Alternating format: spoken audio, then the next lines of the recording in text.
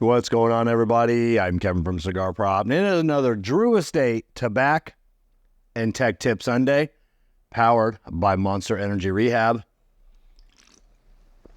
So, like last week, we talked about a difficult video to make about brakes, about whether you should replace rotors, not replace rotors. Today's video is a little bit more difficult. I visit lots of shops. I've got friends. If you're a mechanic, you have lots of friends that are mechanics. You go visit them at their shop on your day off, see what they're doing, see what they're up to, see what they're getting into. I get shop owners trying to get me to come work for them. Not because I'm a great mechanic. I'm just another mechanic, nothing great, nothing mediocre. I am a great employee though, and that's what they always want, is my work ethic, my skills of being able to do everything inside of a shop, from dealing with the customers to actually working on the cars. That's not the point of this video. The point of this video is I go to a lot of shops and I see a lot of things. Got my microphone. And a lot of things I don't like. I'm going to tell you this right now. When you walk into an automotive repair facility, it is, I've made the correlation between what I do and then a dentist, a hygienist. If you've ever been to a hygienist, I go and get my teeth cleaned twice a year. It's a sales. They've got to upsell. And that's how they make their money. It's how the dentist office make their money. Every mouth they look at, all they see are dollar signs. It's the same thing with automotive repair shops. I'm going to go out on a limb and say 50% of the time that you go into an automotive repair shop, I don't want to use the term ripped off, but that's the term we're all familiar with. You're getting ripped off. You're getting taken advantage of. You're trying to be sold something that doesn't need to be done at that moment. I teach all the guys in my shop. I can only say my shop, but I tell them, if you wouldn't recommend this on your grandma's car, you do not recommend it to the customer. If I ever catch you recommending something that I know that is not right, you'll be fired on the spot. Period. We don't tolerate that. But going around to these other shops and seeing and sometimes it's not shady practices. There's a disconnect between the technician and the sales associate, and then there's shady techs out there. There's shady mechanics. And what you don't want to be the customer on a Thursday, Friday of a technician that's having a bad week. You don't want to do that. Mondays are good. The week starts fresh. Most technicians, like their first day of the week, that's how we're getting going. You're probably not as likely to get scammed on a Monday and Tuesday. But Wednesday comes rolling around and technician's looking at his flag hours or whatever. Ooh, this week is not looking so good. I better turn up the heat a little bit. What can you do to avoid that? Be a skeptical consumer. Question every single thing that is being presented to you. Ask to go out to the car. If you're not there, it's way easier for them to take advantage of you. Oh yeah, that belt, it's about to fall off. I can't even believe you made it here. And then you're on the other end across town. You're at work. You're trying to deal with other stuff. Yeah. Oh my God. Thank you. Just go ahead and put it on. It's an air filter. Ma'am, your air filter is like the worst I've ever seen. Yeah. Just go ahead and put it on. If you're there, show me what a new filter looks like. If most automobile repair, I stock 100 different ones. I stock new belts. I stock new brake pads. There's almost nothing I can't show you that I can't show you what a good part looks like. Be skeptical. Every single thing. What does a new one look like? If they don't have it, let's Google it. I want to know what a new one looks like.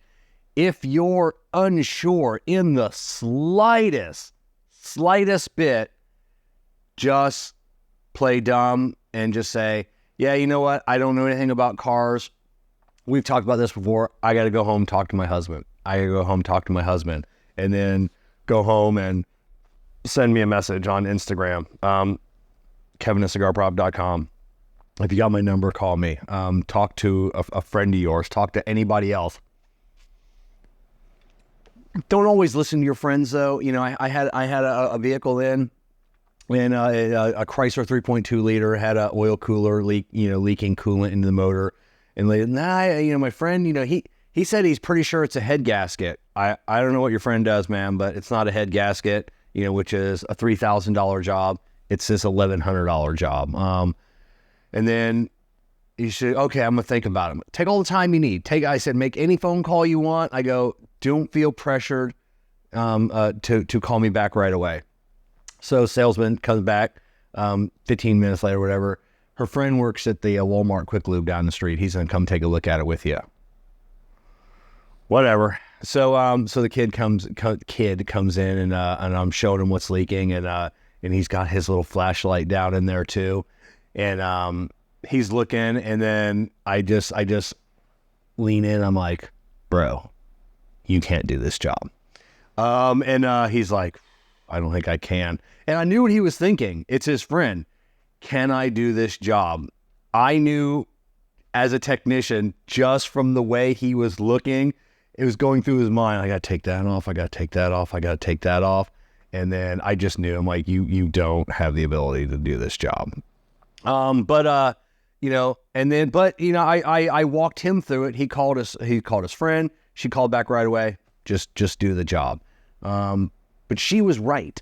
She was right to be skeptical, because there are so many shops out there that are just, they're out to get you. It's like the dentist.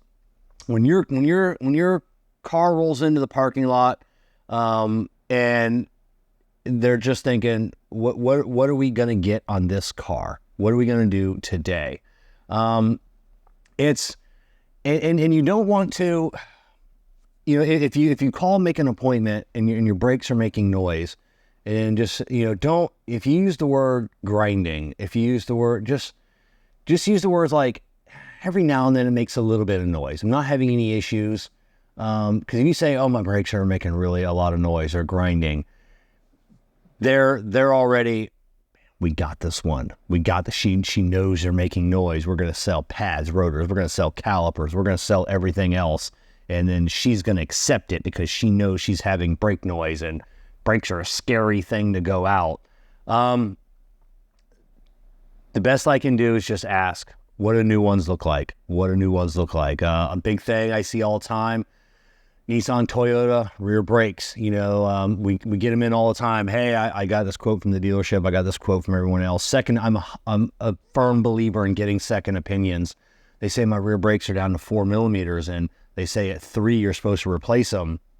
And I'm like, ma'am, I say your rear brake pads on that only came with 7. They only came with 8. They don't come with 10, 12 like a front does. So if you're at 4, they only came with 8. 4's half. You got half your life left on your brake pads still. And then I'll pull them out. I've had them where they're paper thin, thickness of a business card. And I've had customers come out and if they can't see, I really can't see, usually a 14 millimeter bolt. Take one out, flip the caliper open, and bam, it's right there. And then I'll have a new one at like an 8 or a 10 sitting there. Be like, this is what a new one looks like. Same thing with an air filter.